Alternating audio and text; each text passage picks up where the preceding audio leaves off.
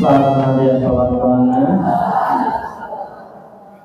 ධර්මාසනාසීන ගෞරවනීය අපේ පඬිත හාමුදුරුවන් වහන්සේගෙන් අවසරයි විහාරවාසී පින්වත් මහා සංඝරත්නයේ අවසරයි අපගේ ගුරු දේවෝත්තම ඒවාගම් ගෞරව ප්‍රධාන සංඝනායක මේ විහාරස්ථානයේ මාතෘවර අතිගරු වතුරාවේ නන්දසිරි ඒවාගම් ගෞරව ප්‍රධාන සංඝනායක නායක ස්වාමීන් වහන්සේගේ අවවාද ශාසන පරිදි ඒවාගම අපගේ ගුරු දේවෝත්තම ශාස්ත්‍රපති උඳුරුපුර සීලීනන්ද ආරාමාධිපති මధుරාදනීය ශ්‍රී සෝමේශ්වර පඬිත හාමුදුරුවන් වහන්සේගේ අවවාද ශාසනාවන් අනුව ඒවාගම අප විහාරස්ථානයේ වැඩ වාසය කරන හෝමාගම බෞද්ධ පාරමී විශ්වවිද්‍යාලයේ ජ්‍යෙෂ්ඨ කතිකාචාර්ය අපේ කොම්කර විමල ධම්ම අපේ දර්ශනපති පඬිත හාමුදුරුවන් වහන්සේගේ අවවාද ශාසන අනුව අද අපේ විහාරස්ථානයේ සෑම මාසයකම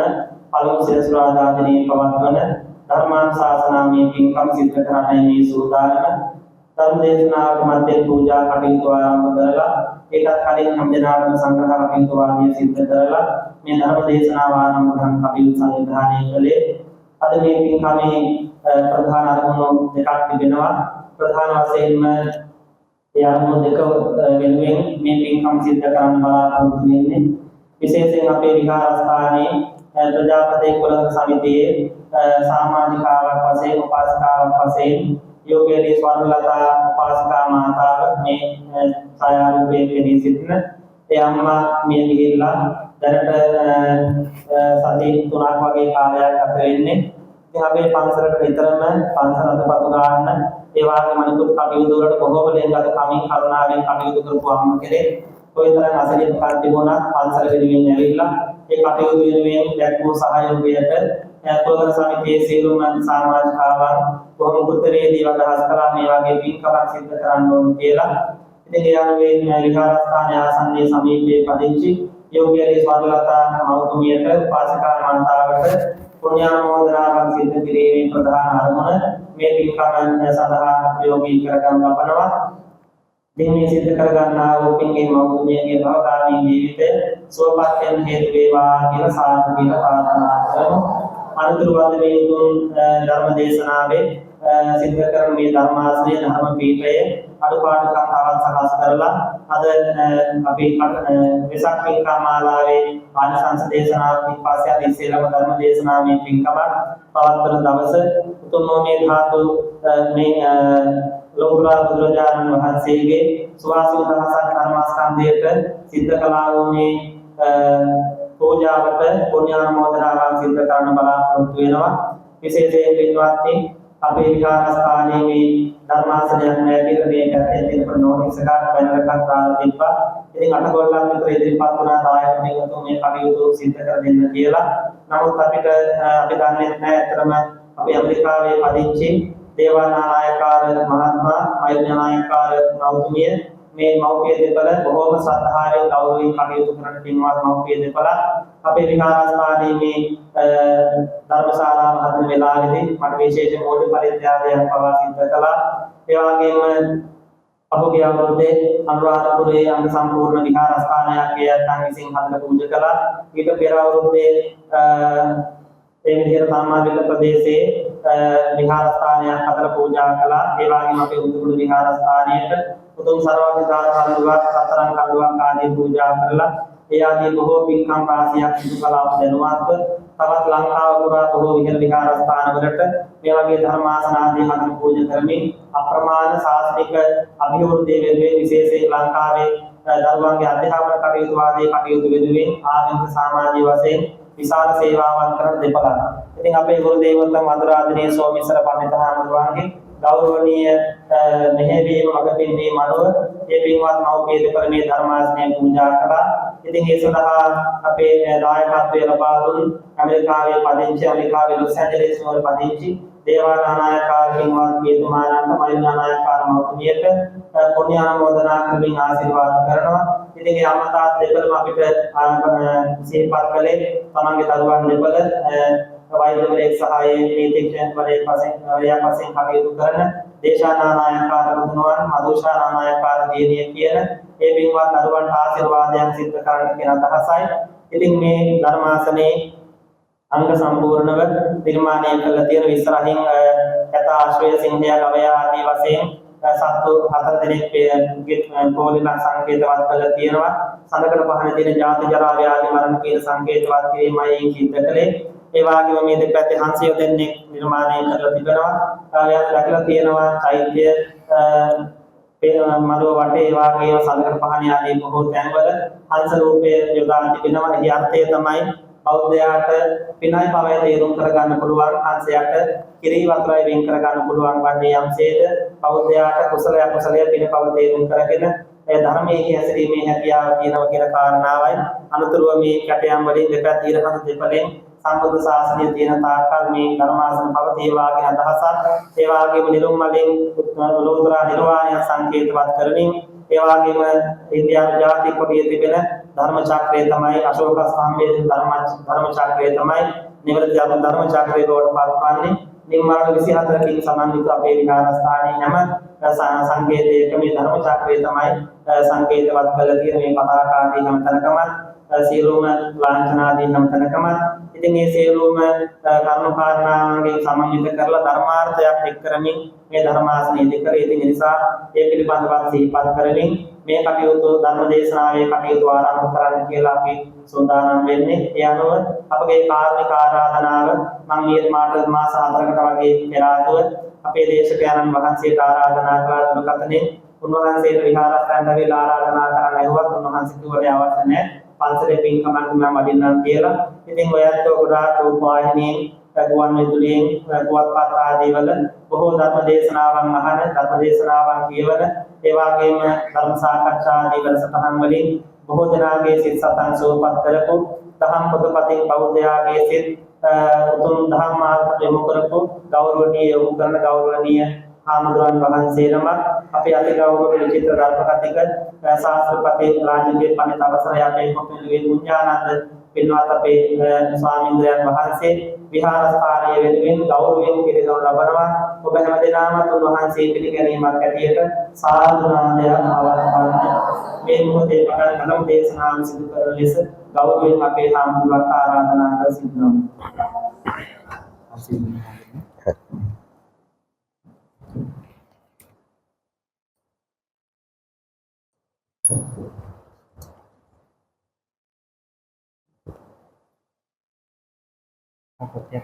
Mẹ ổn.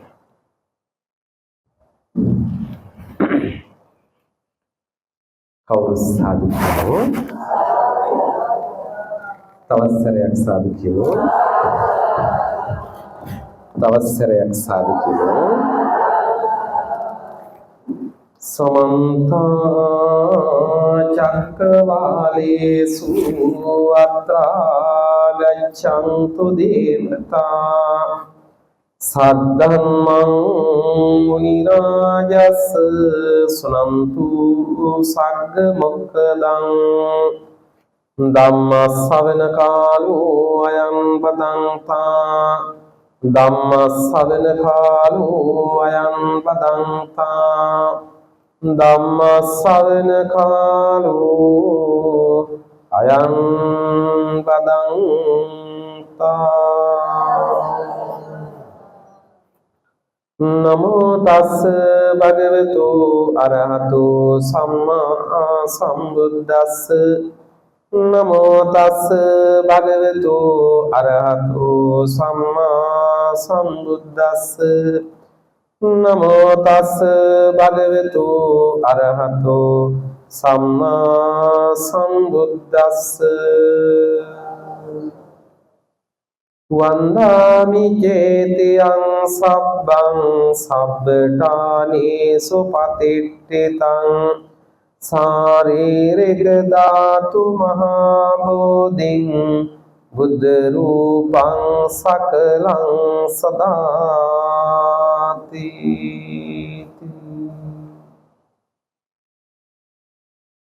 Gauravaniya මහා සංඝරත්නයන් අවසරයි සදහම් අසුණු කැමැති කාරුණික වාසනාවන්ත පින්වත්නි. මේ පින්වත් පිරිස මේ විහාරස්ථානයේ මාසිකව පවත්වනු ලබන ධර්මදේශනා මාලාවේ අදත් මේ පොසොන් මාස දහම් දේශනාව සඳහා සහ සම්බන්ධ වෙන වෙලාව. ඉතින් අද ධර්ම දේශනාවට මාතෘකාවක් ඇහුවෙත් නෑ, කිව්වෙත් නෑ, ඒ හින්දා කැමැති බණක් කියත හැකියි. ඉතින් මට හිතුණා අද මේ දහම් දේශනාව සඳහා මේ පින්නතුන්ට මේ පහුගිය කාලේ ඉතින් ගොඩාක් කතා කරපු මාතෘකාවක් තමයි දලදා වහන්සේ. ඉතින් මොකද දලදා වහන්සේගේ ප්‍රදර්ශනයක් තිබුණා. ඉතින් මේ දලදා වහන්සේ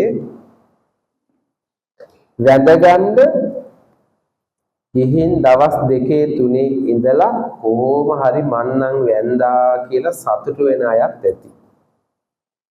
දවස් දෙක තුනක් ඉඳලා අනේ අපිට වැඳගන්න බැරි වුණානේ කියලා දුක් වෙන ඇත්තොත් ඇති. අපිට ඉතින් ওই දවස් ගණන් ඉතින් පෝලිං වල ඉන්න වාරු නෑනේ කියලා අපිට ඉතින් පින නෑනේ කියලා හිතින් දුක් වෙන ඇත්තොත් ඇති. ඒ අතර VIP නෑ කිව්වට හොරෙන් ගිහිල්ලා වැඳපු ඇත්තොත් ඉන්නව වෙන්නත් පුළුවන්. ඉතින් ඔය මොන විදිහට හරි වැඳ නොවැඳ ඔබ වෙනුවෙන් මේ දහම් දේශනාව දේශනා කරන්නට හිතුවා. සමහරු අහනවා දලදා වැඳලා නිවන් යන්න පුළුවන්. ඒ ඇත්තම දලදා වහන්සේද? දලදාව වඳින්න බැරි වුණේ පින් නැතුවටද? ඔහොම එක එක ප්‍රශ්න අහන ඔය ඔක්කොටම උත්තර හම්බුවේ බණ ඉවර වෙනකොට. ඉතින් පින්වත්නි මේ ගැන සඳහන් කරනකොට ඔය වගේ ප්‍රශ්න බුදුහාඳුරන් කාලෙත් තිබුණා. බුදුරජාණන් වහන්සේ බුද්ධත්වයට පත් වෙලා මුල්ම කාලේ බුදුහාමුදුරුවෝ දැක ගන්න බොහෝ පිරිස් පන්සලට එනවා. දුර බැහැර ගෙවාගෙන බික්කු බික්කුණී උපාසක උපාසිකා කියන පිරිස් එනවා. එනකොට සමහර දවස්වල බුදුහාමුදුරුවෝ පන්සලේ නැහැ. ඉතින් හිතන්නකො පන්සලට එනකොට ලොකු හාමුදුරුවෝ නැති වුණාම ඔය ඇත්තන්ටත් ටිකක් අවුල් වගේනේ. ලොකු හාමුදුරුවෝ නැති වුණාම නිකන් හරි අද නම් කෝල් එකක් දීලා බලනවා හාමුදුරනේ කොහෙද ඉන්නේ කීයටද වඩින්නේ අහලා බලලා ඒ බුදුහාමුදුරුවෝ ෆෝන් එකක් තිබුණේ නැහැ. දන්නේත් නැහැ. කොහේ වැඩියද දන්නේත් නැහැ. කීයට වඩිනවද කියලා දන්නේ නැහැ. එතකොට දැන් ආපු අය එනකොට මල් අරගෙන ආවා. ඒ කියන්නේ බුදුහාමුදුරු පණ පිටින් ඉද්දි ජීවමානවත් ඉද්දි මල් ගෙන ආවද? ඔව්. අදත් ඉතින් ඔය සමහර වෙලාවට මල් වලින් එක එක වෙලාවට ගන්නනේ ඔය රටේ ඉඳලා එහෙම වෙනකොට දැකලා ඇති මල් බුකියක් එහෙම දෙනවනේ. වනමාලිටත් මල් එකක් දෙනවා. වැලන්ටයින් එකට පොල්ලෝ කිල්ලොත් මල් දී ගන්නවා. පිට රටවල නම් මදර්ස් ඩේ කියලා අම්මගේ මේ අම්මා මව්වරුන්ගේ දවසට අම්මට මලක් ගිහින් දෙනවා. එහෙම එක එක මල් ගැන වැඩ එදත් තිබුණා. එදත් සමහර පන්සලට එනකොට මල් අරගෙන ආවා. මල් අරගෙන ඇවිත් දැන් බුදුහාමුදුරු නැති වුණාම දැන් මල් වලට මොකද කරන්නේ? ඒතකොට බුදු පිළිමත් නැහැ. චෛත්‍යයක් නැහැ, බෝධිත් නැහැ, විහාරත් නැහැ, මොකක්වත් නැහැ. ඒ මුල් කාලේනේ. එතකොට අර ගෙනාපු මල් වලට කරන්න දෙයක්වත් නැහැ. සමහරුගේ හිතත් අසන්තෝෂයි. දැන් මේක තියන්න දෙනකුත් නැහැ. සමහරු බුදුහාමුදුරගේ කුටියේ දොරකොඩ ළඟ තියුවා. තවත් සමහරු ඔය බැම්මක් අයිනේ තියුවා. ගේට්ටුව ළඟට යනකොට තවත් කට්ටියක් එනවා. බුදුහාමුදුරු ඉන්නවද නැහැ? අද වඩිනවද දන්නේ? අයියෝ ආයි අරගෙන මල් එක උස්සගෙන ඒගොල්ලෝ ගේට්ටුව ළඟම දාලා ගියා. ටික දවසක් යනකොට මුළු පන්සල දැන් හැමතැනම නිකන් නුවරට විච්චි වැඩේ වෙන්න ඇති නේද? ඒ නුවරත් වෙන්නද කට්ටිය ගිහිලා කුණු දාලා කුණු ගොඩක් වුණානේ. ඒ වගේම මුළු පන්සලම අපවිත්‍ර වුණා. තැන් වල මල් දාලා තැන් වල පර වෙලා ඉතින් මල් උනත් කුණුනේ. පර වුණා මේ උනත් කරදරයි. මේ වෙලාවේ. ඒ කාලේ ඉතින් කුලගෙන සමිතියක් තිබුණේ නැහැ මෙහෙ වගේ. නමුත් විසාකා උපාසිකාව හිටියා. දායක සභාවක් නොතිබුණත් අනේපිඬු සිටුතුමත් මේකට මුල් වුණා. රජතුමා බිම්බිසාර රජතුමා කොසල් රජතුමා එකතු වුණා. පොඩි සාකච්ඡාවක් කළා ආනන්ද හාමුදුරුවොත් එක්ක. හාමුදුරනේ දැන් මේ පන්සලට එන අය හිත නරක කරගෙන යනවා. හිත අසන්තෝෂ වෙලා යනවා. අපිට මොකද්ද කරන්න පුළුවන්? මේ ගේන මල් තැන් වල දාලා යනවා. පොඩක් අහලා බලන්නකො බුදුහාමුදුරන්ගේ මොනවද කරන්න පුළුවන්? ඒ වෙලාවේ ආනන්ද හාමුදුරුවෝ බුදුහාමුදුරන්ගෙන් මේ ප්‍රශ්නේ ඇහුවම පින්වත්නි බුදුහාමුදුරු ලස්සන උත්තරයක් දුන්නා. ඒ ලස්සන උත්තරේ තමයි ආනන්ද මේ ලෝකේ ඉන්නවා තූපාරාහ පුද්ගලයෝ 4 දෙනෙක්. තූපාරාහ කියලා කියන්නේ තූප කියලා කියන චෛත්‍ය ස්තූප. ඉදි කරලා වඳින්න පුදන්න සුදුසු පුද්ගලයෝ මේ ලෝකේ 4 දෙනෙක් ඉන්නවා. පළවෙනි කෙනා තමයි සම්මා සම්බුදුරජාණන් වහන්සේ. බුදුරජාණන් වහන්සේ පිරිනිවන් පෑවට පස්සේ උන්වහන්සේ ආදාහනය කරලා උන්වහන්සේගේ ශරීර කොටස් අරගෙන ධාතු කොටස් අරගෙන තැම්පත් කරලා චෛත්‍යයක් හදලා නැත්තම් කරඬුවක තැම්පත් කරලා වැඳුම් පිදුම් කරලා පින් සිද්ධ කරගන්න පුළුවන් කියලා බුදුහාමුදුරු දේශනා කළා. දෙවෙනි කෙනා තමයි පසේ බුදුරජාණන් වහන්සේ පච්චේක බුද්ධ. පසේ බුදුරජාණන් වහන්සේ පිරිනුවන් පෑවට පස්සේ උන්වහන්සේගේ ශ්‍රී දේහය ආදාහනය කරලා ඒ ධාතුන් වහන්සේලා අරගෙන තැම්පත් කරලා චෛත්‍යයක් ඉදි කරලා පින් කැමති කෙනෙකුට වැඳලා පුදලා පින් සිද්ධ කරගන්න පුළුවන්. තුන්වෙනි කෙනා තමයි මහරහතන් වහන්සේ. අපි දන්නවා මහරහතන් වහන්සේලා පිරිනුවන් පෑවට පස්සේ උන්වහන්සේලාගේ ධාතු තැම්පත් කරලා අර විදිහට වැඳලා පුදලා පින් සිද්ධ කරගන්න පුළුවන්. ඒවා තැම්පත් කරලා වෙහෙර ඉදි කරන්න කියලා බුදුහාමුදුර දේශනා කළා විතරක් නෙමේ ක්‍රියාවෙනුත් ඔප්පු කරලා පෙන්නනවා. ඔය පින්නතුන් අහලා ඇති බුදුරජාණන් වහන්සේ ජීවමාන ඉන්න කාලෙම තමයි සරියුත් මහරහතන් වහන්සේ, මුගලන් මහරහතන් වහන්සේ, ඒ කියන්නේ අග්‍ර ශ්‍රාවකයන් වහන්සේලා, පුතා රාහුල මහරහතන් වහන්සේ, අම්මා ප්‍රජාපති ගෞතමී තෙරණින් වහන්සේ ඔක්කොම පිරිනුවන් පෑවා. ඒ පිරිනුවන් පාපෙලා කාන්තා පිරිමි එහෙම ප්‍රශ්නයක් නෑ. රහත් නම් ඔක්කොම රහත් ගිහිද පැවිදිද ගතන්දරේකුත් නෑ. රහතන් වහන්සේලා දැන් අපි හිතමු සරියුත් මහරහතන් වහන්සේ පිරිනුවන් පාපෙලා බුදුහාමුදුරුවෝ මැදිහත් වෙලා ආදාහනය කරලා ඒ ධාතුන් වහන්සේලා අරගෙන ඒවා තැම්පත් කරලා විහෙරක් ඉදි කරලා වඳින්න පුදන්න කියලා උපදෙස් දුන්නා. ඒකට කෙරෙව්වා. එතකොටම තවත් ප්‍රශ්නයක් එන්න පුළුවන් හාමුදුරනේ ඔය ධාතුන් වහන්සේලා කියන්නේ ඇටකටුනේ. අපි අචරෙන් ගත්තද ඇටකටු. ඉතින් අපි ඔක්කොම පිච්චිලා රහතන් වහන්සේලා විතර ඉතුරු වෙන්නේ කොහොමද? එහෙමත් ප්‍රශ්නයක් තියෙන්න පුළුවන් නේද? අද පුතාලා දුවලා එහෙම තරුණයන්ට ඕවා විමසනවා.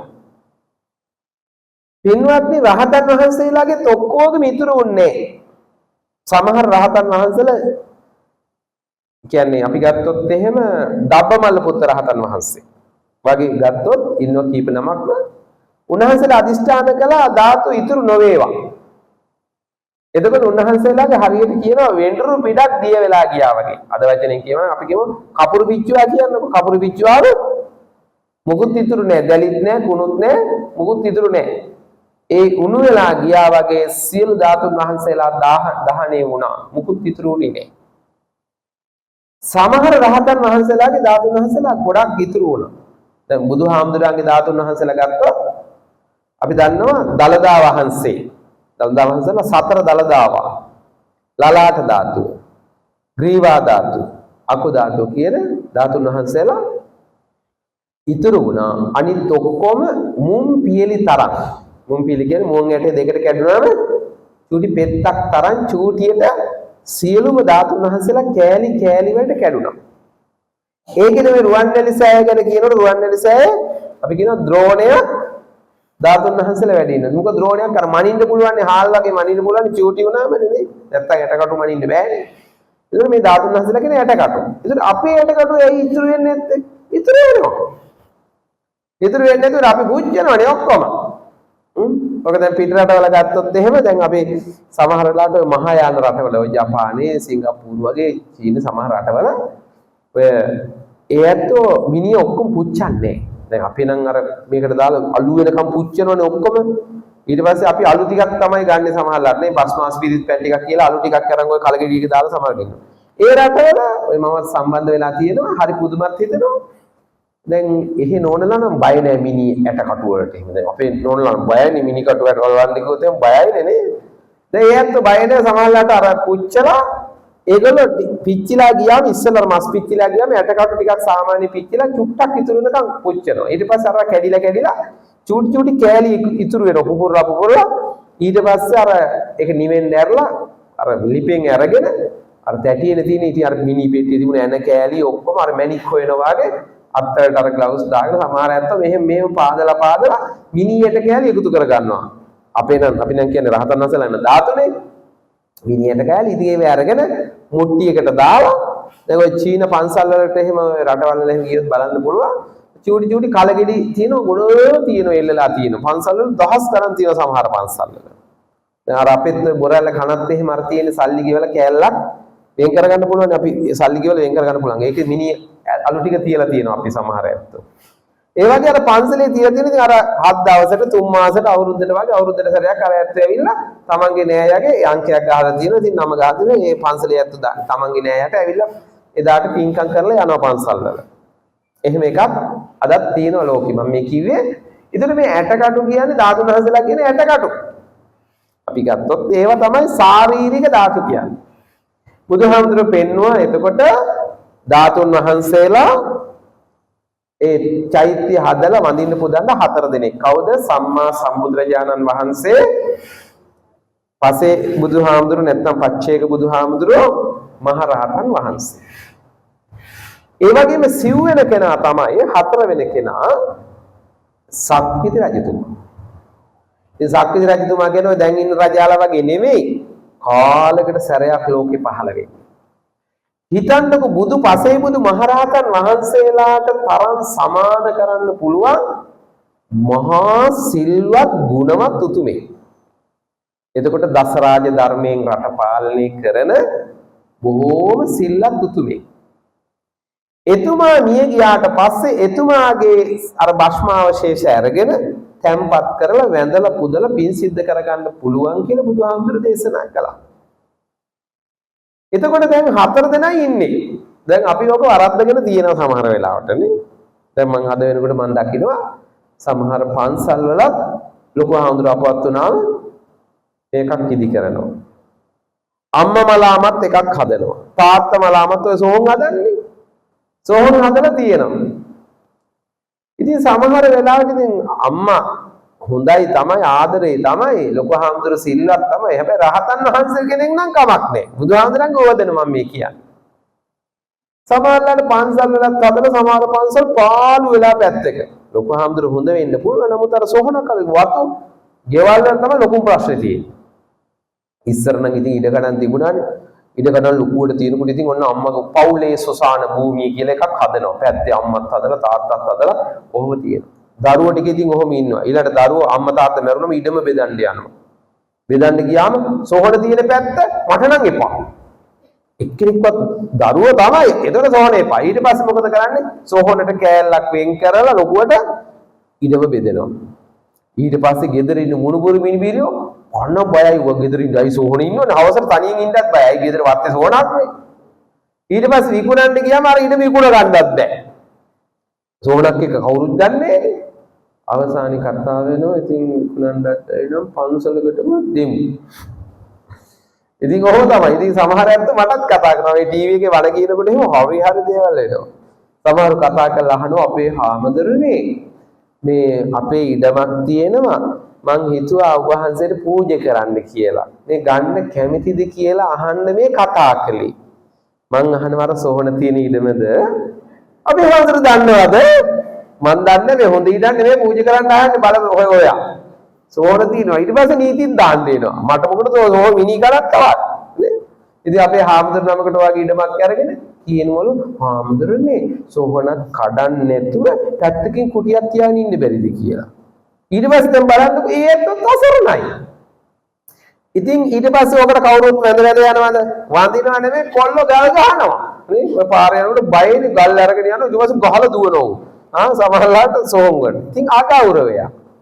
ඉතින් අම්මට පින් සිද්ධ වෙන්න තාත්තට පින් සිද්ධ වෙන්න කොච්චර කරන්න පුළුවන් දේවල් තියනවද නේ? දැන් මේ ධර්ම ආසනේ නේ. ඉතින් බලන්නකෝ. මේකේ වාඩි වෙලා බණ කියනකම් පින් සිද්ධ වෙනවනේ. නේ? මේක දැකලා කී දෙනෙක් සතුටු වෙනවද? සෝහන හැදුවම සෝහනට වැඳ යන පින් සිද්ධ වෙනවද? නෑ. අපි හිතන්නකො අද ඒකයි කෙනෙක් වෙනුවෙන් මැරුණාට පස්සේ අපිට කරන්න පුළුවන් කොච්චර දේවල් තියෙනවද? අඩු ගානේ පන්සලේ ආවාසගයක් කාමරයක් හදනවා. මොකක් හරි චූටි දෙයකට උදව් කරනවා. අද කාලේ ලක්ෂ 5ක්වත් යන සෝනක් හදලා. පන්සලටම ඕනේ හිතන්නකො දුප්පත් මිනිහෙකුට ගෙයක් හදලා කාමරයක් හදලා දුන්නා.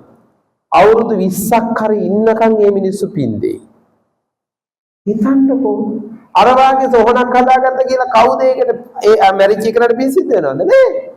ඇති වැඩක් නෑ මාන්නේ විතරයි. බුදුහාමුදුරන්ගේ වචනෙත් ඉක්ම ගිහිල්ලා.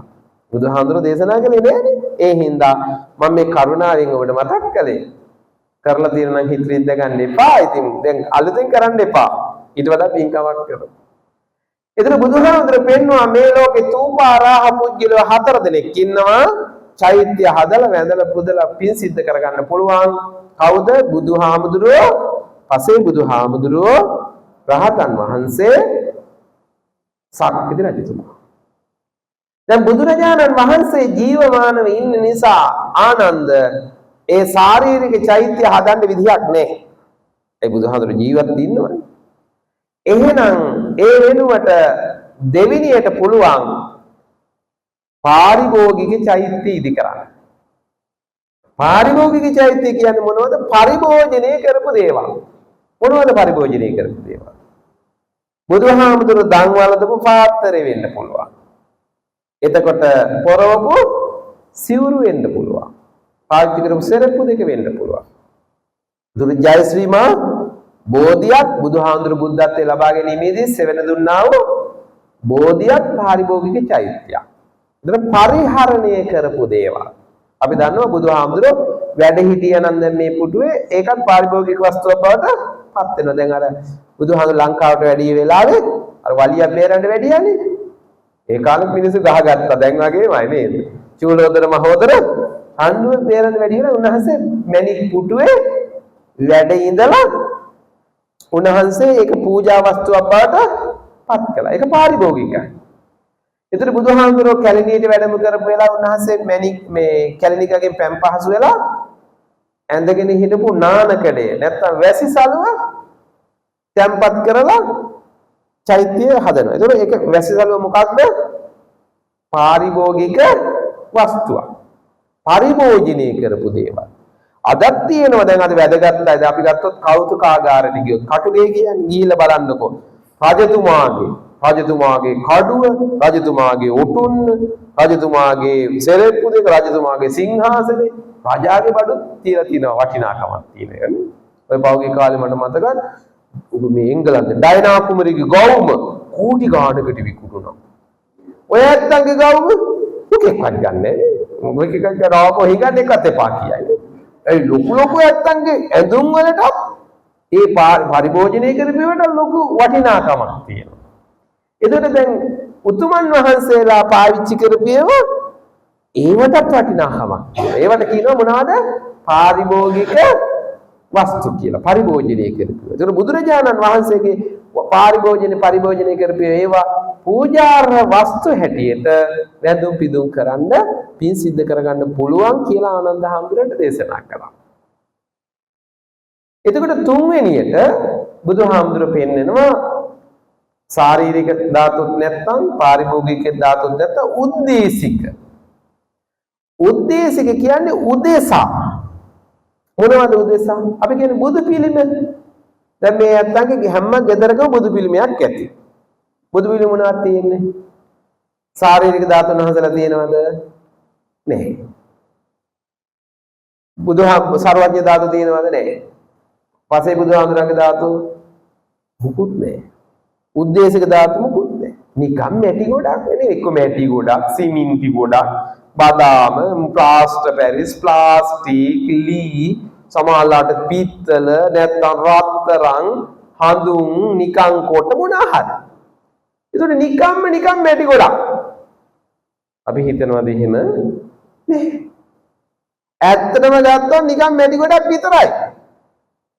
හැබැයි අපි මැටි ගොඩක්ද ප්ලාස්ටික්ද කියලා නෙමෙයි, ලෞතර බුදුරජාණන් වහන්සේගේ අනන්ත වූ ගුණයන් සිද්ධි දරාගෙන ඒ බුදු පිළිමෙට සමහරලාට බුදු පිළිමයක් වෙන්න පුළුවන්, බුද්ධ රූපයක් වෙන්න පුළුවන්, සමහරට වෙසක් කාඩ් එකක් වෙන්න පුළුවන්, අඹපු එකක්, ඇඳපු එකක්, සමහරට පින්තූරයක් මොකක් හරි. අපි අනන්ත ගුණයන් සිද්ධි දරාගෙන මේ බුදුහාමුදුරුවෝමයි කියන චේතනාවෙන් අපි වඳිනවා. ඒ වැඳලත් පින් සිද්ධ කරගන්න පුළුවන් කියලා බුදුහාමුදුරුවෝ දේශනා කළා. මම දැක්ක ඊයේ තලේබාන් වල, ඔයත්තට තලේබාන් කියනකොට මතක ඇති වැඩි හිටියන්ට 2011යි. ඒ පරණ බුදු පිළිම සෙල්ලෙඩි දාලා කුඩු කළා. කැඩුවා. තලේබාන් ත්‍රස්තවාදී. කැඩුවත් හරි වැඩි දවසක් යන්න හම්බුන්නේ ඇමරිකාව ගහලා තලේබාන් සමතලා කළා. ඉවරට රටම ඉවරයි. දැන් ඊයේ පෙරේද දැන් ආයි කියනවා අපි බුදුහාමුදුරුවෝ පිළිගන්නවා කියලා. මුන් මෙන්න ආයි සංරක්ෂණය කරන්න පටන් ගන්න. මම දැක්ක ඊයේ නිවුස් එකට දානවා බුදුහාමුදුරුවෝ විශ්වාස කරනවා. ඇයි මුන්ට වැරදුනාට පස්සේ හරි බුදුහාමුදුරුවෝ මතක් වෙච්ච එක ලොකු දෙයක්.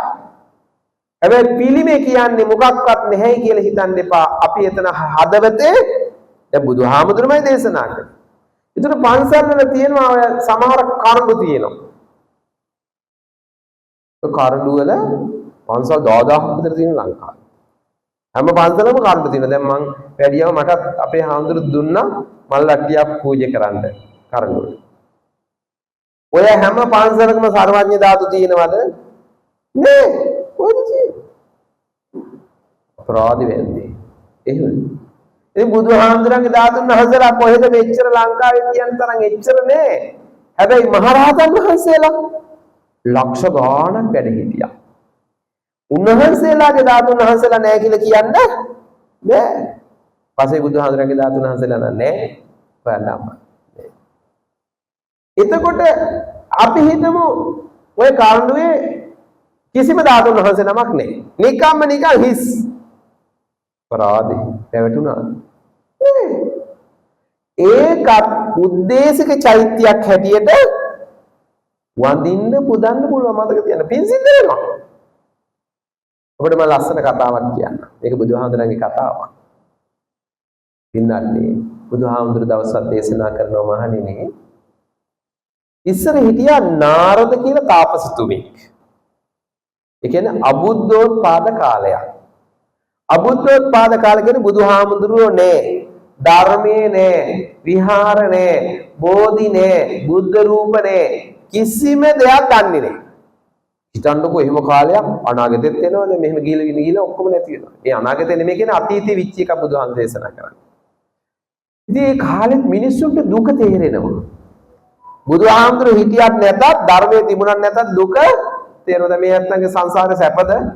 අයියෝ මොන සැපද ආම්දරණේ කියවුවොත් අපෝ දුක් නේද කියන්නේ. කියොත් කොච්චර ප්‍රශ්නද? නෝනාගේ ප්‍රශ්න, මාත්‍යාගේ ප්‍රශ්න, ආර්ථික ප්‍රශ්න, ලෙඩවල්, ඒවා මේවා දුක් නේ. පුදුම දුක් ගොඩක් නේ. ඉතින් ඒ කාලේ මිනිස්සුන්ට දුක තමයි. මේ දුක් වලින් පීඩිත මිනිස්සු හොයනවා මොකද්ද මේකට සහනේ. දැන් ඔය ඇත්තන්ට සහනේ ධර්මයේනේ. ඒකනේ මේ පන්සලට එන්නේ. ඒකනේ මේ බණ අහන්න ඇවිල්ලා ඉන්නේ. ගොඩක් අය මේ තරුණයත් අඩුයි, දුක දැනිලා අඩුයි. වැඩි හරියක් වැඩි හිතේ ඉන්නේ මොකද? දුක දැනෙන වැඩි තරමට එනවා ධර්මයට. ඒක තමයි ඇත්තම සනසිල්ල හොයනවා. එදා සනසිල්ල හොයන්නේ මිනිසුන්ට බණ නේ, ධර්මයේ නේ.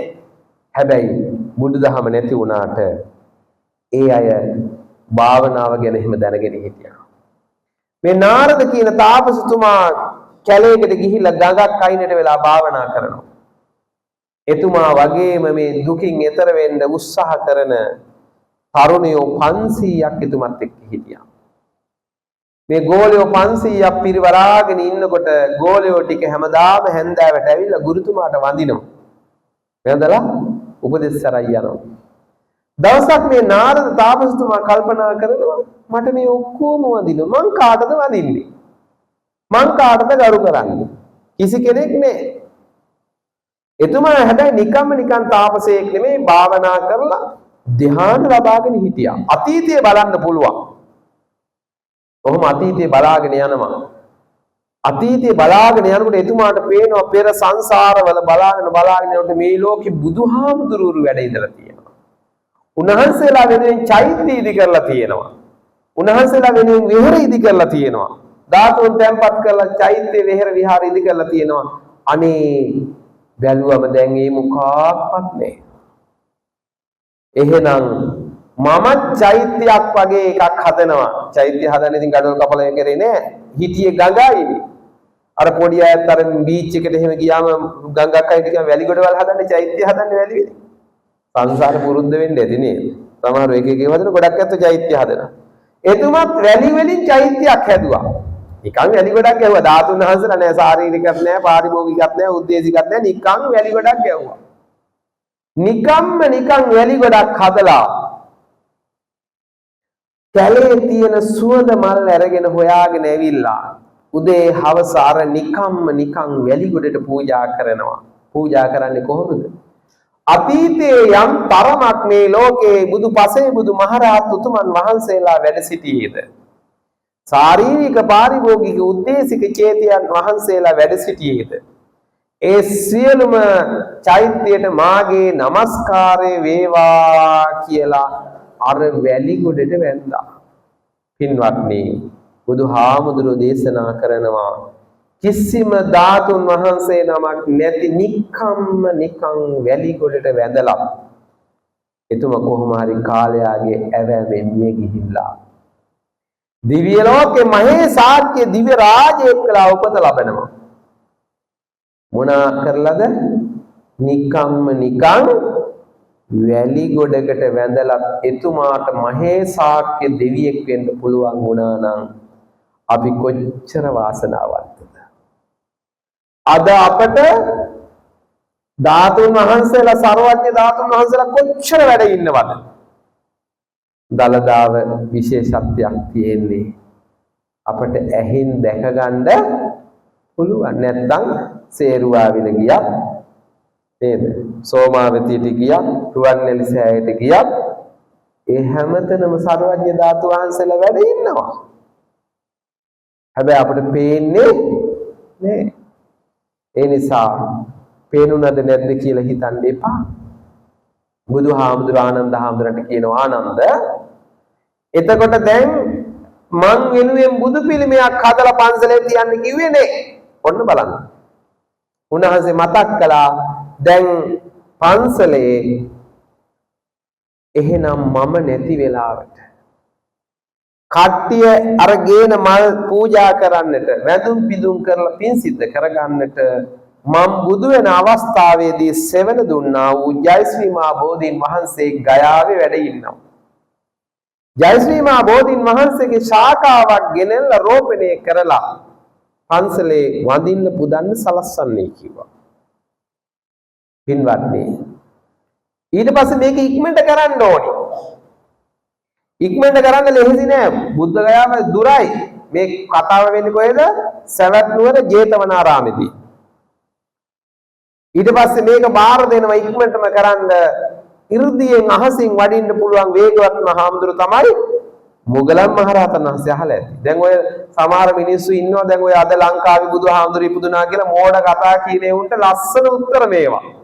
දැන් බලන්නකෝ දැන් ඔය මෝඩ කම් කරනේවත් මේ කතාව මේ දුර බැහැර ඔක්කොම දැන් ඔප්පු වෙන බණපොතේ ඔප්පු වෙන දැන් මේ. මොගලන් හාමුදුරන්ට කියන මොගලන් හාමුදුරනේ බෝධි ශාඛාවක් වඩම්මලා දෙන්න. මොකද උන්වහන්සේ 이르දියෙන් නැත්තම් කරත් වලින් ගිහිලා පයින් ගිහිලා ගේන්න ගියොත් ගොඩ කාලයක් යනවා. මොගලන් හාමුදුරුවෝ අහසින් වැඩම කරලා ශ්‍රී මහා බෝධි ශාඛාවක් වඩම්මලා දුන්නා. ඊට පස්සේ මේක ජේතවනාරාම පන්සලේ රෝපණය කළා. රෝපණය කරලා දැන් ප්‍රශ්නයක් එනවා. ඇයි මේකත් ජය ශ්‍රී මහා බෝධිය අරකත් ජය ශ්‍රී මහා බෝධිය මිනිසුන්ට මාරු වෙන්න පුළුවන් හොයාගන්න බැරි වෙන්නේ. ඒ හින්දා මේකට නමක් දාමු. විසාක කිව්වේ නෑ මගේ නම දාන්න විසාකා බෝධිය කියලා. අනේ පිටිසෙනවා කිව්වේ නෑ මගේ නම අනේ පිටි බෝධිය කියන්නේ කියලා. අඩු ගානේ රජා කිව්වේ නෑනේ කෝසල බෝධිය බිම්බිසාර බෝධියවත් කියන්නේ කියලා. කට්ටියම කිව්වා අපි මේකට හාමුදුරන්ගේ නම දාමු. මේකට මැදිහත් උනේ කවුද? ආනන්ද හාමුදුරුවෝ. ඊට පස්සේ මේ බෝධියට නම තියුවා ආනන්ද බෝධිය කියලා. ඔයත් දමතේ ගියා නම් මතක ඇති. එහෙම නැත්නම් ගිය දවසකට මාව මතක් කරගන්න. මාව නෙමෙයි බණ මතක් කරගන්න. හරි? ජේතවනාරාම ගේට්ටුව පන්සලට ගිහලා ගේට්ටුවට ගිය ගමන් ගේට්ටුව ළඟට ගිහලා පොඩ්ඩක් හැරිලා බලන්න පිටිපස්ස. හැරිලා බැලුවම ලොකු වලක් තියෙනවා. මොකද්ද ඒ වල? දෙවිදත්තර හාමුදුරුවෝ අපායට ඇදගෙන ගිය වල. ඒකත් බලා ගන්න මොකටත්. ඒකට බයක් හිතෙනනේ පවට් ටිකක් හරිනේ. උන්වහන්සේ ඇදගෙන ගිය වලක් තියෙනවා තාම. ඊට පස්සේ ජේතවනාරාමේ ගේට්ටුව ළඟදලා චුට්ටක් ඇවිදගෙන යනකොට අද නම් සිමෙන්තියෙන් මෙහෙම රවුමට හදපු බැම්මක් හදලා උසට වැඩුණු බෝඩ් එකක් ගහලා ඇති ආනන්ද බෝධිය කියලා. ඒ ආනන්ද බෝධිය කියලා කියන්නේ එදා ලෞතර බුදුරජාණන් වහන්සේගේ උපදෙස් මත ආනන්ද හාමුදුරුවෝ ඇතුළු පිරිස බුදුහාමුදුරුවෝ නැති වෙලාවට පන්සලේ රෝපණය කරපු බෝධිය තමයි ඔය ආනන්ද බෝධිය කියලා කියන්නේ. එතකොට පන්සලකට ගියාම වඳින හැටි දන්නේ නෑ සමහරු. දැන් අදත් අපේ පන්සල් වල ත්‍රිවිධ චෛත්‍ය තියෙනවා ගොඩක් තැන්වල. ඊළ ඉස්සලා වඳින්නේ කොහොමද? බුද්ධ පූජාව අරන් යන අය විහාරයට යන්නේ අපලකාරයෝ සෙට් එක විභාග තියෙන සෙට් එක බෝධියට යන්නේ චෛත්‍යයට. ඒ පැත්තකින් ඇඩිය උමනාවක් නෑ. ඒක තමයි ඇත්ත. පන්සලට ගිහිල්ලා අනුපිළිවෙලට පින් බලාපොරොත්තුෙන් වඳිනවා නම් ඉස්සල්ලාම වඳින්නේ මොකක්ද? ශාරීරික චෛත්‍ය නැත්නම් අපි විහෙර වහන්සේ නැත්නම් චෛත්‍ය රාජයාණන් වහන්සේ. සමහර පන්සල චෛත්‍ය තනකොළ වැවිලා කැලේ වැහිලා. ඒ පැත්තට යන්නෙම නෑ කට්ටිය. දෙවෙනියට වඳින්නේ මොකක්ද? බෝධීන් වහන්සේ. තුන්වෙනියට තමයි බුදු පිළිම වහන්සේ වඳින්නේ. ඔන්න පිළිවෙල. එතකොට ඉතින් බෝධිය ගැනත් කතාවක් කියන්න ඕනේ. දැන් පන්සල් වල බෝධීන් වහන්සේ තියෙනවා. සමහරු දැන් අලුත් පුතාල දූලෙම ඉන්නවා. සමහරු එක එක බණ වගේව ලියනවා. මම දැක්ක පහුගිය දවසක තියෙනවා බුදුරජාණන් වහන්සේ සියල්ල අතහැරියේ බෝධි මූලයේ සිටයි. උන්වහන්සේ සියල්ල අතහැරපු තැනට ගිහිල්ලා අපේ උන් හැමදේම ඉල්ලන්නේය. මුංගගේ මොඩියෝ ෂෙට් එකක්. කොහොම බැලලා දාලා. ඉතුරු හිතෙනවා ඇත්ත වගේනේ. බණ කියලා බණිනවා. ඉතින් අපේ අහිංසක ප්‍රාර්ථනාවක් කාටද කියන්නේ? අල්ලපුවත් මිනිහට කියන්නද? නැත්නම් වෙන කාට හරි ගිහිල්ලා පොලේ ගිහිල්ලා කියන්නද? ටවුන් එකේ ගිහිල්ලා කියන්නද? අපේ තියෙන දුක් ගැනවිල්ල හිතේ තියෙන වේදනාව දුක කනගාටු අපි කියන්නේ කාටද? බුදුහාමුදුරන්ට. ඉතින් බෝධීන් වහන්සේ ළඟට ගිහිල්ලා තමන්ගේ දුක කිව්වම මොකද වෙන්නේ? ඉතින් මොකද්ද ප්‍රශ්නේ? එක එක තමන්ගේ තියෙන සමහර ඇත්තෝ අනේ ලෙඩසුව වේවා කියනවා, සමහරලාට ඉතින් ඕන නැත්තම් ඕන කෙනෙක් ලැබේවා කියනවා, මහත්ෙක් ලැබේවා කියලා කියනවා. ලැබුණට පස්සේ දරුවෙක් ලැබේවා කියලා කියනවනේ. අර සින්දුවකුත් තියෙන ජයශ්‍රී මාමෝ හාමුදුරනේ පිරිමි පුතෙක් දෙන්නයි. ඒ අහිංසක දේවල් ඉතින්. ඉතින් එක එක්කෙනාගේ හිතේ තියෙන දුක් ඊළඟ ශිෂ්‍යත්වයට පාස් කරලා දෙන්න කියලා සාමාන්‍ය වෙලත් පාස් කරනවා, උසස්පෙළත් පාස් කරලා දෙන්න ප්‍රශ්නයන් රැකියාවක් වල. ඉතින් ඉන්දර හිතේ තියෙන ප්‍රශ්න බුදුහාමුදුරනේ ගිහිල්ලා කියනවා නරකක් නෙමෙයිනේ. ඉතින් මොකද වෙන්නේ? අපේ හිතේ තියෙන දුක කනගාටුව වේදනාව කියන්නේ නිකන් නෙමෙයිනේ. මලක් අරන් ගිහිල්ලා පහනක් පත්තු කරලා බුදුහාමුදුරන්ට ශ්‍රද්ධා සිතින් ගෞරව සිතින් වැඳලා පුදලා හිතේ තියෙන දුක කියලා නිවාගත්තට ඒක වැරද්දක් නෑ. එහෙනම් අපිට ශාරීරික පාරිභෝගික උද්දේශික කියන මේ ත්‍රිවිධ චෛත්‍ය තියෙනවා. පින්වත්නි අපි උදේ හවස බුදුන් වැඳලා කියන ගාථාවක් තියෙනවා. මොකද්ද? මම මුලින් කිව්වේ වන්දාමි අයියෝ කියන්නේ. ඇයි දන්නේ ඉතින් ආච්චිලා සීලයක් කිව්වා ඉතින් අම්මා තාත්තා කිව්වා ඉතින් කට්ටියක් කියන මාත් කියනවා. ඕක නිකන් නෙවෙයි. ඔය ගාථාව කියනකොට මතක් වෙන්න ඔබට හිතට එන්න ඕනි. මේ ගාථාවෙන් පින්වත්නි කියන්නේ මොකක්ද? වන්දාමි චේතියං සබ්බං වන්දාමි වඳිමි. එහෙනම් කවුද වඳින්නේ? මීනම් මම වඳිමි. චේතියං සබ්බං නැත්නම් සබ්බං චේතියං සියලු චෛත්‍ය මම වඳිමි. මොන චෛත්‍යද? සබ්බඨානේසු පතිට්ඨිතං සියලුම තැන්හි පිහිටියා වූ. එතකොට මේ අපේ මේ ඉස්සරහා ඉන්නේ බුදුහාමුදුරන්ට නෙවෙයි. මේ තුන් ලෝකෙම තියෙන එතකොට සියලුම චෛත්‍ය මම වඳිමි.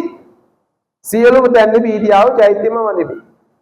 ශාරීරික ධාතු. එතකොට සියලුම ශාරීරික ධාතු නාගල. එතකොට ජයශ්‍රී මහා බෝධිය පැත්තේ ගත්තම ඊළඟ ශාරීරික ධාතු මහා බෝධි. ඊළඟ මහා බෝධිය. පාරිභෝගික චෛත්‍ය. ජයශ්‍රී මහා බෝධිය. උද්දේශික ශාරීරික ධාතු මහා බෝධි බුද්ධ රූපං. බුද්ධ රූප. එතකොට තිවංග පිළිමේ සමාධි පිළිමේ තේරුවාවිල ඔය අමතනම ලංකාවේ තියෙන සියලුම පිළිම හිතන්නකෝ. සාලමිනසාය සිලිමිනසාය ශ්‍රී මහා බෝධිය මිනසාය ඇටිය නේද? සියලුම දේවල් අපි එක තැනක ඉඳලා වඳිනවා. එතකොට අපි ඔන්න වඳිනකොට ගාථාව කියනකොට මතක් වෙන්න ඔබේ හදවතට එන්න. එහෙනම් මේ තුන් ලෝකයේ පුරාම පිහිටියා වූ සබ්බඨානේසු සියලුම තැන්හි පිහිටියා වූ ශාරීරික පාරිභෝගික උද්දේශික සියලු චෛත්‍ය රාජානන් වහන්සේලාට මාගේ নমස්කාරය වේවා කියලා සාදු කියලා වන්දනා කරමු. හැමදාමත් ඕක කියලා වන්දනා කරන්න පුළුවන්. චූටි තව චුට්ටක් කියන්නම් බෝධීන් වහන්සේ ගැන. පින්වත්නි එදා බෝධීන් වහන්සේ ඔය ආනන්ද බෝධිය රෝපණය කළාට පස්සේ ලංකාවට බෝධිය රෝපණය කළා. මෙහෙට අනිද්ද පොය එනවා පොසොන් පොය දවසේ ලංකාවට මිහිඳු හාමුදුරුවෝ වැඩියා. මිහිඳු හාමුදුරුවෝ වැඩම කළාට පස්සේ අරිට්ඨ කුමාරයා ඇතුළු පිරිස මහාන වෙනවා. අනුලා බිසව ඇතුළු පිරිස කියනවා කාන්තාව අපිටත් මහාන වෙන්න ඕනේ. ඊට පස්සේ කිව්වා මට මහාන කරන්න බෑ. අන්න නංගි ඉන්නවා සංඝමිත්තාව වඩම්මගෙන එන්න.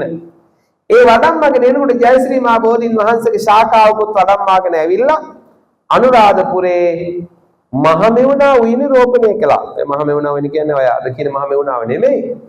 එදා රජතුමාගේ මහමෙවුනා උයන. ඒ රෝපණය කරලා ඊට පස්සේ ඒ බෝධීන් වහන්සේගේ ශාඛාවන් ලංකාව පුරාම රෝපණය කළා. දැන් ඔය ඉතිහාස කතාව අපි ඔය බෝධි පූජා දියන්නේ කියලා උපාසකමල කියනවනේ.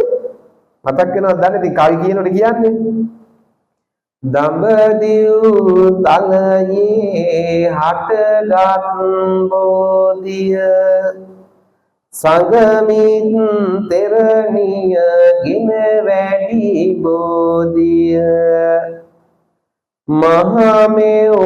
මහමෙවුනාවේ රෝපිත බෝධිය අපින්වාදිමු ජය සිරි මහා බෝධිය. ඔය කවි කියන්නේ කවි ගොඩක් කියන දේවල් කියන්නේ දඹදිව තලයේ හටගත් බෝධිය. මේකේ හටගත්තේ දඹදිව. සංගමිත් තෙරණිය ගෙන වැඩි බෝධිය සංගමිත්තා තෙරණින් වහන්සේ ගෙන වැඩියා. දේවානම් පීතිස්ස රජ පිළිගත්තා. මහමෙවුනා උයනේ රෝපණය කළා. අපි මේ බෝධිය වඳිනවා කියලා අපි වඳින්නේ. පින්වත්නි ඊට පස්සේ මහා ආශ්චර්යමත් දෙයක් වුණා. මේ බෝධිය රෝපණය කළාට පස්සේ මේ බෝධියේ හතර පැත්තෙන් පැල හතරක් ආව ශාඛා හතරක්. තව ටික දවසකින් බලනකොට හතරක් ඒ හතරෙන් තව හතරක් ඇවිල්ලා 8ක් ඇවිල්ලා. මුලින්ම 8ක් ඇවිල්ලා ටික දවසක් බලනකොට ඒ පැල 8ෙන් 4 පැත්තෙන් තව පොඩි පොඩි අතු 4 ගානේ ඇවිල්ලා. 8 වරක් 4 චක්‍රේ දන්නවනම් මතක් වෙන්නේ 32යි. එතකොට 32ක් පැල ඇවිල්ලා. මුලින් 8ක් ආවා. දැන් 40යි 8යි 32යි 40ක්. මුලින් ආපු 8ට කිව්වා අෂ්ටඵල රුහ කියලා. පස්සේ ආපු 32ට කිව්වා දෙතිස් ඵල රුහ බෝධීන් වහන්සේලා කියලා. දේවානම් පීතිස්ස රජතුමායි මිහිඳු හාමුදුරුවෝ එකතු වෙලා මේ ලංකාවේ හරි පුදුමයි. ඒ කාලේ Google Map නැති වුණාට ලංකාවේ හැම දිස්ත්‍රික්කයක්ම අහුවෙන්න ඒව රෝපණය කරලා තියෙනවා. ඕක ඔය ගියාම කතරගම ඉතින් ඔය ගත්තම අපි ලංකාව බලන්න අනුරාධපුර මොනරාගල එතකොට මවුනියාව නුවර කොළඹ දැන් බෙල්ලන්විල ගත්තොත් තියෙනවා මේ ඊළඟට රත්මලාන මං වැඩ ඉන්නේ දෙතිස්ඵල රුව බෝධීන් වහන්සේ නමක් පුරාණ විහාරයේ තියෙන මේ කිට්ටුව පහත ගත්තොත් ඊ ලංකාවේ හැමතැනම තියෙනවා. ඉතින් ඔය බෝධීන් වහන්සේ දැන් මතක තියාගන්න ඔය බෝඩ් එහෙම ගහලා තිබුණම ඕක ලියන්නේ දෙතිස් ඵල කියලා. මහා ප්‍රාණ. සමහරු නිකන් ඕක දන්නේ නැතුව එල කියලා කියනවා. මට මතකයි දවසක් අපේ පන්සලේ මගේ බුත්තල පන්සලක් තියෙනවා. ළමයි දෙන්නේ දහම් පාසලේ කතා වෙනවා. අර බෝඩ් එක දැකලා මොකද්ද බං දෙතිස් එල බෝධිය කියන්නේ? යාළුවා කියනවා එල කියන්නේ හොත් එකක් වෙන්න ඇති නේද? කොල්ල අර එල කියනවනේ. ඒ වගේ එලෙහෙම කියන්නේ එහෙම කට්ටිය ඉතින් දෙතිස් එල බෝධිය නැත්නම් අෂ්ට එල බෝධිය කියන්නේ එහෙම එපා. පිළිලැජ්ජාද? දෙතිස් ඵල දෙතිස් ඵල රුහ බෝධිය. දැන් දැක්කොත් එහෙම ඕන කියලා දෙන්න ඕනේ දෙතිස් ඵල කියන්නේ මේකයි. මොකද්ද? 32ක් රෝපණය කළා. පස්සේ ශාඛා 32ක් රෝපණය කරපුවට කියනවා දෙතිස් ඵල රුහ බෝධි. මුලින් රෝපණය කරපු 8ට කියනවා අෂ්ට ඵල රුහ බෝධි. ඒ බෝධීන් වහන්සේගේ ශාඛා ප්‍රශාඛා තමයි අද වෙනකොට මේ ලංකාව පුරාම පැතිරිලා තියෙන්නේ. එතකොට මේ බෝධීන් වහන්සේ වැඳලත් එතකොට පාරිභෝගික වස්තුවක් හැටියට පින් සිද්ධ කරගන්නට පුළුවන්කම තියෙනවා. එතකොට අපිට මේ පින්කම් අතර බුදුහාමුදුරුවෝ පෙන්නවා පින්වත්නි බුදුහාමුදුරුවෝ නැති වෙලාවට එහෙනම් ලෝකේ ඕන කෙනෙකුට පින් සිද්ධ කරගන්න පුළුවන්. ඔය ඇත්ත වාසනාවන්තයි අපි වාසනාවන්තයි. අපිට මේ ලෝකේ තියෙන සියලුම අද බුදුහාමුදුරන්ගේ ශාරීරික ධාතු, පාරිභෝගික ධාතු, උද්දේශික ධාතුන් වහන්සේලා වැඩ ඉන්නවා. ඒවට වන්දනාමාන කරනවා, ගරු බුහුමන් කරනවා වගේම පින්කම් කරන්න පුළුවන්. දැන් අද තවත් පින්කමක් මෙතන මේ සිද්ධ වෙනවා නේද? එතකොට මේ පින්කමේ මේ ධර්මාසනයක් හදලා පූජා කරන්නට ඇමරිකාවේ ලොස් ඇන්ජලිස් නුවර පදිංචි දේවාන් නානායක්කාර මයුරී නානායක්කාර දෙපළ දේශාන් නානායක්කාර මදුෂා නානායක්කාර කියන මේ මදුෂා කියන දරුවන්ට දෙපළ ඇතුළු හැමදෙනාම සෙල් ප්‍රාර්ථනා කරලා ලස්සන ධර්මාසනයක් හදලා පූජා කළා. හාමුදුරු ඉතින් විස්තර කරා නේ හරක් ගැන ඉන්න ධර්ම චක්‍ර ඔක්කොම ගැන කියලා දුන්නා නේ. ඉතින් වෙලාවත් ඉවරයි නේද? ඉතින් පැයකටත් එළිය ගියා. ඉතින් අද සතුට වෙන්න මේ ලස්සන ධර්මාසනයක් හදලා මේකත් පින් සිද්ධ වෙනවා. අපි හැම දෙයක්ම කරලා බලාපොරොත්තු වෙන්නේ මොකද්ද? කුසල් බලාපොරොත්තු වෙනවා නම් හිත දලදා වඳින්න බැරි වුණා කියලා දුක් වෙන්න එපා. ඇයි? අපිට නිවසේ ඉඳලා වඳින්න පුළුවන්. එතකොට හිත දලදා වැන්දයි කියලා නිවන් යන්නත් බෑ. ඒකත් කියන්න බෑ. එහෙනම් වැල්දලා විතරක් නිවන් යන්න පුළුවන්ද? බෑ. ඒකත් කියන්න. නිර්වාණ බෝධය ලබන්න නම් හිතේ තියෙන කෙලස් නැති කරගන්න ඕනේ. පව දුරු කරගන්න ඕනේ. සිල්වත් වෙන්න ඕනේ, ගුණවත් වෙන්න ඕනේ, යහපත් වෙන්න ඕනේ මතක තියාගන්න. ධර්මයේ හැසිරෙන්න අදිෂ්ඨාන කරගන්න පින්වත්නි. හෙට අනිද්දා උදා වෙනවා පොසොන්පුර 15ක පොහොය දවස. මිහිඳු මහරහතන් වහන්සේ ලංකාවට බුදුදහම ගෙනාවු දවස ලංකාවේ අපට බුදුදහම ලැබිච්ච දවස. එහෙනම් අපි පටන් ගමු මම සිල්වත් වෙනවා, ගුණවත් වෙනවා, යහපත් වෙනවා. සිල් රකින්නවා, ධර්මයට යොමු වෙනවා, පස්පව් වලින් ඈත් වෙලා කුසල් දහම් වඩලා පින්වත්නි වැන්දට විතරක් නිවන් යන්න බෑ. හිත හදාගන්නම ඕනි. ඒ හින්දා ධර්මයට ලං වෙමු.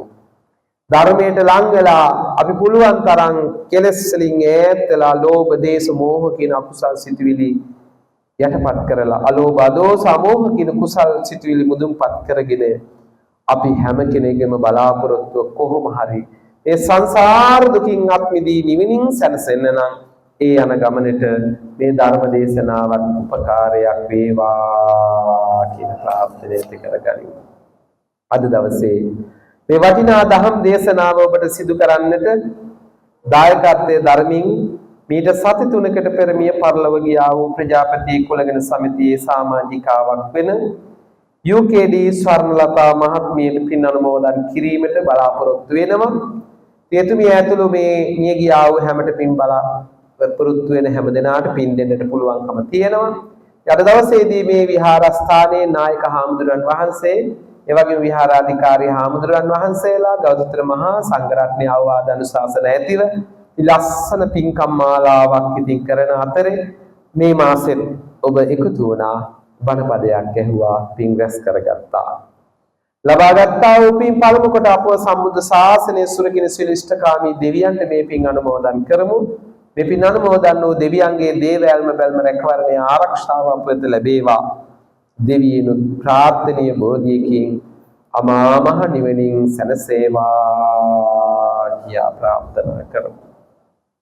ඒ වගේම මේ විහාර පරම්පරාවේ වැඩ සිට අපවත් වී වදාළ ගරු කටයුතු මහා සංඝරත්නයට අප හැම දෙනා නමින්ම දන්න නොදන්න නම් කී නොකී සියලුම මිය ගියා වූ සියලුම ඥාතීන්ට මේ පින් අත් වේවා. මේ පින් අනුමෝදන් වූ ඥාතීන් සුඛී සුවපත් භාවයට පත් වේවා.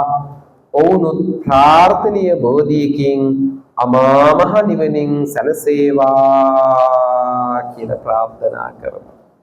ඒ වගේම ගෞරවනීය මහා සංඝරත්නයට ඔබට අවවාද අනුශාසනා කරමින් මේ පින්කම් වලට උදව් උපකාර කරන අපේ හාමුදුරුවන්ට, ඒ වගේම දායකත්වයේ ධර්මයෙන් කටයුතු කරන්නට යෙදුන ඒ පින්වත් පිරිස, ඒ වගේම මේ වටිනා ධර්මාසනයක් පූජා කරන්නට යෙදුන ඇමරිකාවේ ලොස් ඇන්ජලිස් නුවර පදිංචි දේවාන් මහත්මයා ඇතුළු ඒ පින්වත් පිරිස ආදී වචනකින් හරි උදව් උපකාර කරන හැම දෙනාටම මේ පින් ඒකාකාරවත් වේවා.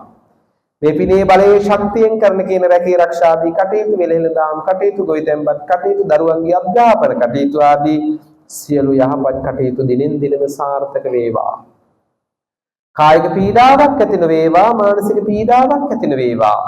යහපත් වූ සිතන සිතුමන්, පතන පැතුමන් නිටු වාසනාවන්ත ජීවිතයක කෙලවර සංසාර දුකින් අත් මිදී නිවෙනින් සැනසෙන්නටත් මේ රැස් කරගත්තා වූ පින්කම හේතු වේවා, වාසනා වේවා කියා ප්‍රාර්ථනා කරමු. දෙවියන්ටත් පින් දෙමු. ආකාසත්තා ච බුම්මත්තා දේවානාගා මහිද්దికා පුඤ්ඤන්තං අනුමෝදිत्वा චිරං රක්ඛන්ති ලෝක සාසනං.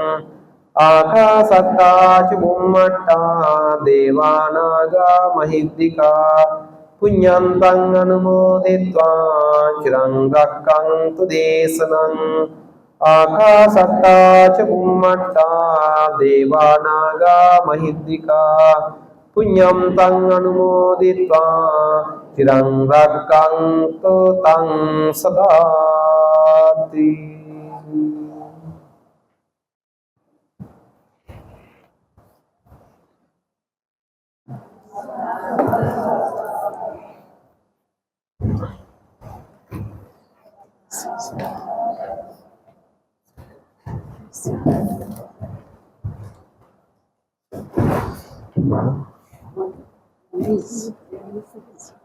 Ama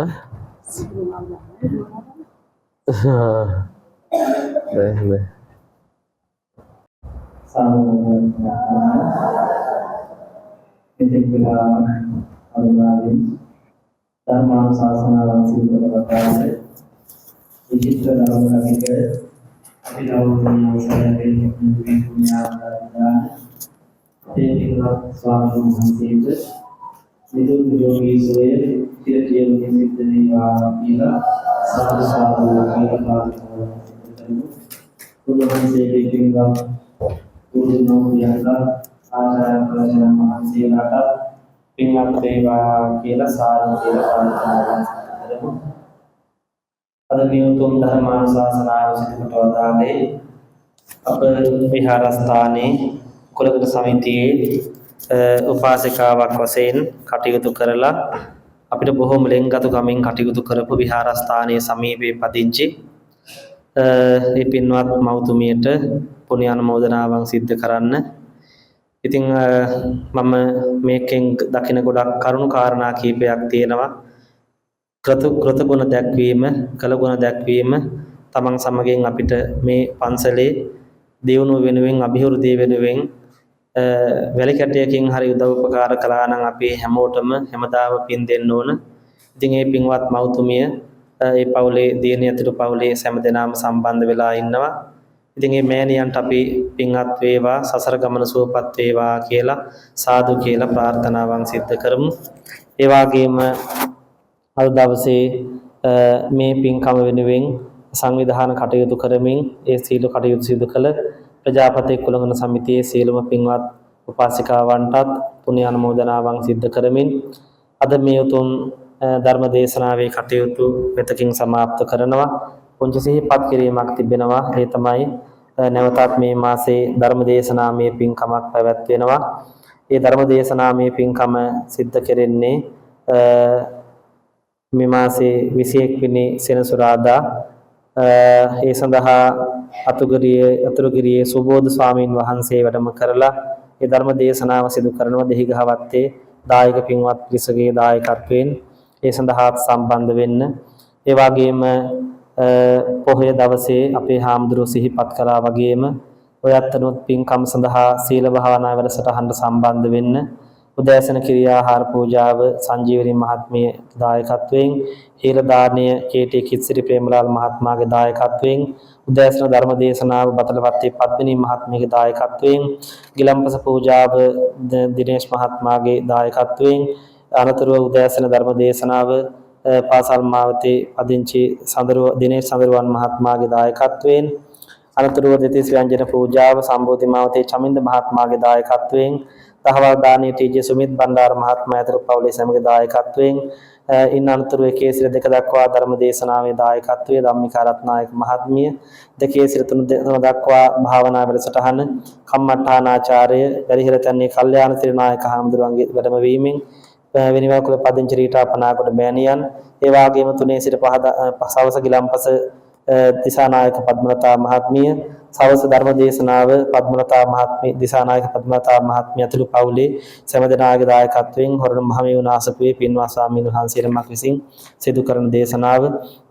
ඉතින් අපි පහුගිය මැයි 19 මූලික කරගෙන මහා පින්කම් මාලාවක් පැවැත්වුවා. ඉතින් අද ධර්ම දේශනාව අපිට තවත් ඒක ආනිසංස දේශනාවක් වුණා කියලායි මට හිතෙන්නේ. උතුම් සෑරජානන් වහන්සේ සම්බුද්ධ ශාසනයට පූජා කරලා වසර 13ක් සම්පූර්ණ නිමිත්තෙන් නෙළුම්මල් 40000කින් සෑරජානන් වහන්සේ සරසලා පරිවාර ලක්ෂයක් සුවඳ බලින් බුදුන් පූජා කළ ඒ උතුම් අසිරිමත් පින්කම පහුගිය දිනවල සිද්ධ කළා. ඒ මහා පින්කමට දායක වූ සම්බන්ධ වූ හැම දෙනාටමත් නැවතත් පුණ්‍ය අනුමෝදනා කරනවා. ඉතින් මෙතන මේ බැනර් එකක් දාලා තියෙනවා. ඒක යටින් දන් තමයි කට්ටිය බාරගන්නේ. ධර්මාසනේ බාරගත්තා. ඒ වගේම අපි ඕස්ට්‍රේලියාවේ තස්මේනියාවෙන් අපේ දායක පින්වතුන් පිරිසක් ඒ ධර්මශාලාවේ ස්පොට්ලයිට් ආදී සඳහා දායකත්වය බාර ගන්නට යෙදුණා. ඉතින් ඊටු සඳහා යම් කිසි කෙනෙක් ඉන්නවා නම් ඒ සඳහා විමසන්න කියලා මතක් කරනවා. සෑම දිනාටම තිරුවන් සරණයි. ධර්ම දේශනාවට සහභාගී වෙච්ච අපේ සියලුම දායක මහතුන් මහත්මීන්ට, ඒ වගේම අපේ හල්පිර දිසානායක මහත්මයා මහතුමිය ඇතුළු පවුලේ හැම දෙනාම, අපේ ලලිත රාජපක්ෂ මහත්මයා ඇතුළු උඳුරු දායක පින්වතුන් සම්බන්ධ වුණා. ඒ හැම දෙනාටමත් පින් දෙමින් සම්බන්ධ වූ දායක වූ හැම දෙනාටමත් පුණ්‍ය අනුමෝදනාවන් සිද්ධ කරනවා. විහාරස්ථානයේ පිඟන් කෝප ලබා ගැනීම සඳහා දීඝවත්තේ ශ්‍රියානි මහත්මිය විශේෂ මූල්‍ය පරිත්‍යාගයක් සිද්ධ කළ අපේ අරුණ මහත්මයාතේ පූජාවන් සිද්ධ කළා. අවශ්‍ය කෙනෙක්ට පිඟන් කෝපාදී පන්සලේ පූජා කරන්න හැකියාවක් තියෙනවා කියන එක මතක් කරමින් ආපු හැම දිනාටම තෙරුවන් සරණ ප්‍රාර්ථනා කරනවා. හැම දිනාම වන්දනා කරගන්න ස්වාමින් වහන්සේ ගාථා සජ්ජායනා කරනවා.